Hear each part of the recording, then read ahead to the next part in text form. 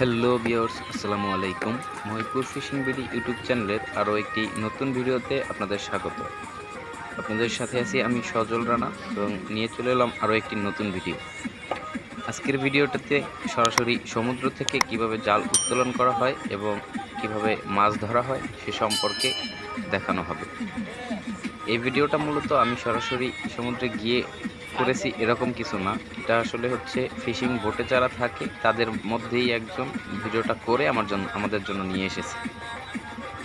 তো দেখতে থাকি তাদের জাল কিভাবে উত্তোলন করা হয় এবং এই জাল থেকে কতটা মাছ তারা পায়। আর এই ভিডিওটা মূলত তাদের বোটের যে ড্রাইভার থাকে তার মুঠোফোন থেকে করা। আসলে তাদের কাজের ব্যস্ততা এতটাই থাকে যে তারা ওইভাবে ভালোভাবে একটা ভিডিও করে নিয়ে আসবে আমাদের জন্য, সেটা তাদের পক্ষে সম্ভব হয়ে ওঠে না। কারণ বোটে যত লোক থাকে সবাই কোনো না কোনো কাজ নিয়ে ব্যস্ত থাকে।